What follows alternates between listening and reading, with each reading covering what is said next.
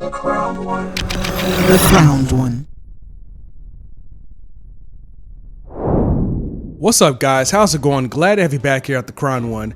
And I came across this article for the DC and Marvel crossover, and I just wanted to talk about some of the hype versus the reality, and what kind of expectations we could kind of see coming with this crossover. So let's get into it. And if you guys are enjoying the content, don't forget to like, comment, subscribe, hit that notification bell for the latest updates and the latest uploads for the latest content. Now, so this article is actually talking about something that hadn't been done in about 20 years between DC and Marvel. And it looks like, the superheroes are finally crossing paths again.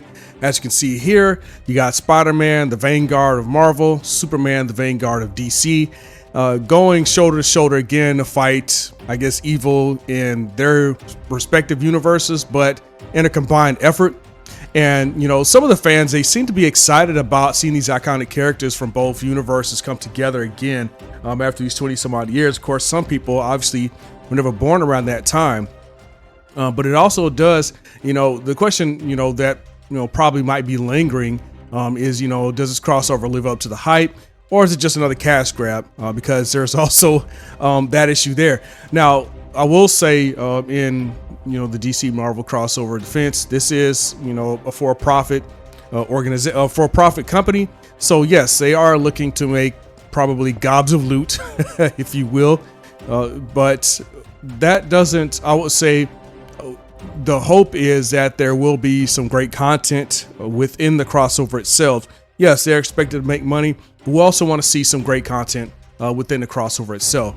Now, there are some exciting possibilities, but there also comes the risk. Seeing heroes like Superman and Spider-Man team up, or even Batman going toe-to-toe with the likes of Sabretooth, actually might sound a bit amazing.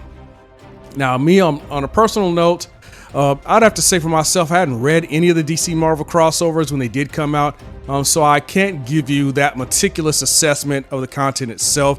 This is more like a 30,000 foot view of what I would probably possibly perceive what it could be. Now, however, the idea myself, idea itself, in my opinion, I don't really like crossing over universes. Don't shoot them. Well, actually, I'm not the messenger. I'm actually the originator, the writer, whatever. But that's just my own personal opinion, and the only reason why is I like comic book compartmentalization. If you look at some of the more foreign comics, like Japanese animation, I don't know if there's ever been a crossover. For example, like Dragon Ball Z and what's another Pokemon, and I'm just kind of pulling that out at the top of my head. I don't know if I've seen any like Japanese crossovers. And it's not saying that, we don't have to copy off of every comic book writer or even different types of comic book genres. But for me, I like the compartmentalization of the universe. And that's just my own personal opinion. I don't really like crossovers.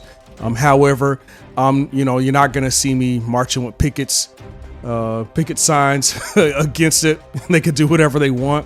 I probably won't buy into it, but if anything, let's see how it turns out. So it's a clash of storytelling styles. You got the style of Marvel, you got the style of DC, which have obviously very different tones, storytelling approaching, and character power levels. And that's kind of where I go at as far as like the power levels. Who are you going to match against who? Captain America versus Superman, or even Spider-Man versus Superman, because Spider-Man pulls his punches. I'm not sure if there's ever an issue where it says by how much, but we know that Spider-Man does pull his punches and he is freaky strong. That radioactive spider did him a favor. Whereas you have the son of Krypton, Kal-El, who is powered by the yellow sun. And with the exception of Kryptonite, I don't know if there's really an upper limit for Superman given that power by the sun. I would probably say the sun itself. If you chuck him to the sun and let him cook for a while, kind of like when you see All-Star Superman, that could affect him. But again, we're talking about the sun, versus a radioactive spider. But moving on, truly, they could truly blend seamlessly, or will they compromise? Will actually, which side is going to be the favorite. You know, how are they going to flip the coin and see how they're going to let the side win? You know, because I don't see any of these two just kind of like willingly giving up the victory on DC versus Marvel. You know, the other question lies out is that, you know, is this about the fans or just sales? Just from what I was talking about earlier. You know, while crossovers are exciting, they also tend to be major marketing events designed to boost sales. I don't necessarily have an issue with that. You know, comic books, like I said, are for, you know, for profit, unless you're doing some type of volunteer work, or you just, you know, you might have a fund or a grant, or you might be getting subsidies from the government to write comic books. But when you're out, you know, trying to meet bottom lines, you have to, you know, it's about marketing, it's about showmanship, presentation. If people don't like what they see, then regardless of what you might have, you know, beneath the pages, you know, you're gonna fall short. So I would say, from a marketing standpoint, from a pro-capitalist standpoint, there's gonna have to be, you know, flashing lights and colors and shiny things to get people, because we're visual people, to get people to have some sort of interest. That's why cover pages on comic books, in my opinion, are very important. Now, will this be a meaningful, well-written, you know, comic book story, or is it just another gimmick to capitalize off fan nostalgia? And that's also that's what, you know, I would like to speak to as far as like the content itself. Are they just gonna put people in like, oh, there's Batman, and then you kind of like change back to something else, you know, kind of like what you might see in some of the other movies? Like I think with Flash, they had like all these iterations of Superman, Superman, and even Supergirl. And it's just like, oh, they're there, but they're really not doing anything. I mean, I know like Nicolas Cage's Superman was fighting what I think was a gigantic spider. But yeah, I don't want to get off topic. But more to the point, are they going to have them doing things, you know, superhuman feats, stuff like that, and actually have a good story to line up with it? Because it's, you know, no stretch of the mind to just write in a character to just throw and slash things and shout, you know, war cries. But, you know, what's the storyline going to be like? You know, what's the content of that story? So, yeah. But, you know, who really wins in this crossover? And what I was saying earlier, you know, fans get exciting team ups, but at what cost? You know, will this have any lasting impact? You know, or is it just going to be forgotten a few months later? Like, oh, it's exciting, kind of move on, kind of like the Super Bowl. You know, nobody talks about the Super Bowl, I think, after week 1. I mean, in fact, I would even say probably the first few days. So, you know, Super Bowls are on Sundays, Monday, Tuesday, Wednesday. People have already moved on. I would even say Monday, Tuesday, and then people already move on. So with that being said, with this comic book crossover, how long of a mainstay in people's thoughts is it going to be? And of course, that's a case-by-case situation, but you want to try to collect as many hearts and minds as possible when you're writing something of this caliber. And that's just a tricky thing, because you just have to know people. And I would even go as far as to say it's a bit psychological, because then again, you know, how are you writing these characters in that people can relate to, and some of the combat situations that they might end up facing. So I think on the comic book writer side, if they can kind of create that association, like with this crossover, I think that people, you know, might sign on to it. But if you like create some, I don't know, some space, I don't say space cowboy, because there are comic books that are space cowboys, but something that's just completely unrelatable. I mean, you might, I won't even say you might not even lose them. You might not even get the people to lose. So if they can have something that's something relatable, something that's digestible, something that's a bit, I would say, fictionally pragmatic, because again, these are comic books and nothing is real other than the paper that it's written on. But if they can do that, I think that I think it'll be a win-win situation. So we'll see. You know, these events rarely change anything long-term. It can sometimes feel like temporary spectacle rather than deep character-driven storylines. People want to have some sort, people want to be able to create a relationship or some type of relation within the stories. There are some comic book characters I myself kind of identify with on a more of an intellectual level, because, Spider-Man is a Caucasian male, and and he's a bit tall and slender. And I am neither of those things. I'm not saying, like some rotund dude, which, not saying there's anything inherently wrong with that. But I like Spider-Man for, just his dorkiness. He's a nerd. He just wants to help people.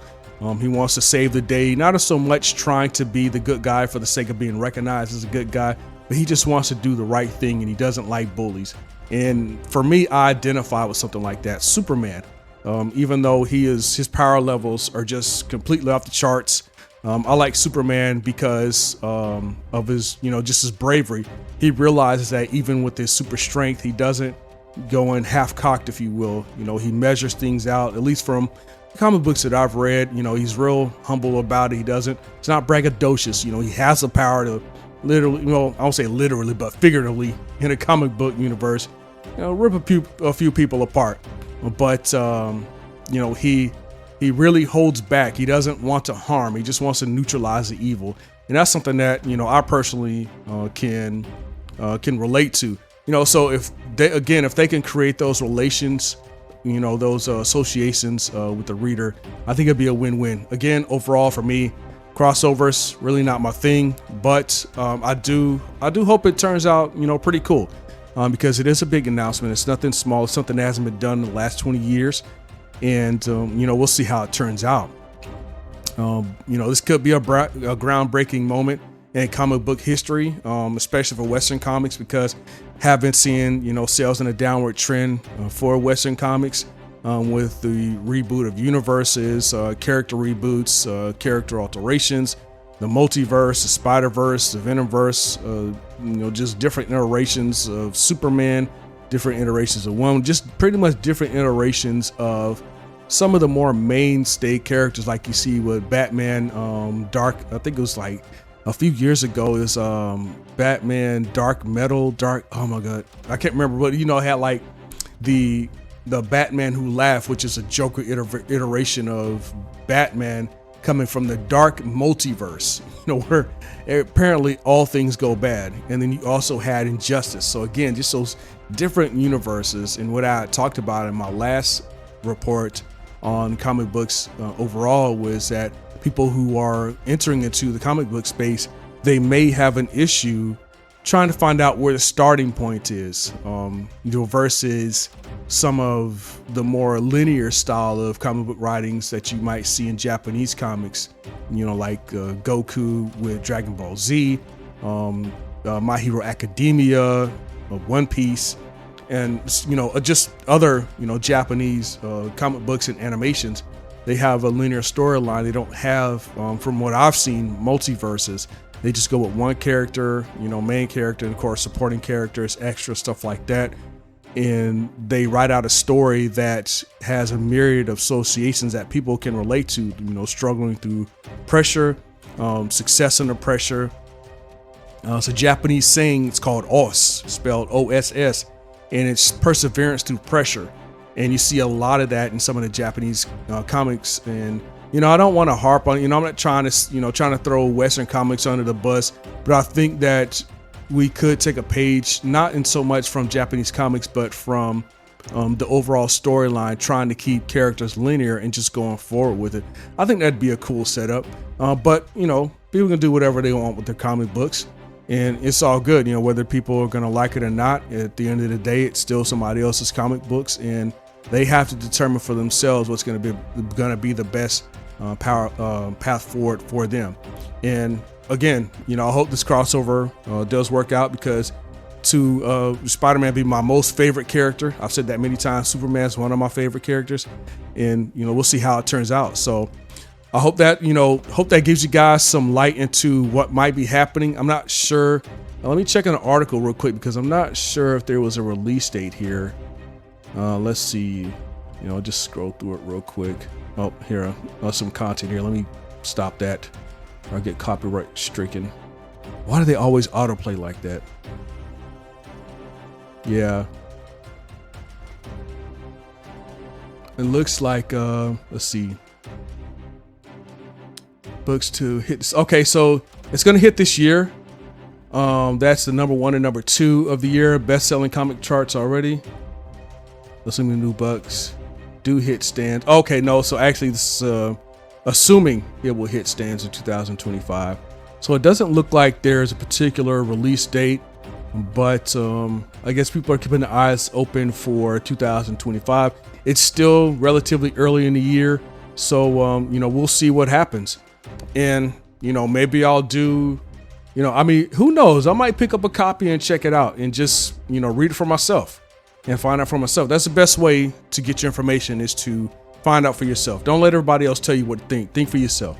All right, so if you guys, again, are enjoying the content, don't forget to like, comment, subscribe, hit that notification bell for the latest updates and the latest uploads for the latest content. This is Crown One signing off, and I'll talk to y'all later.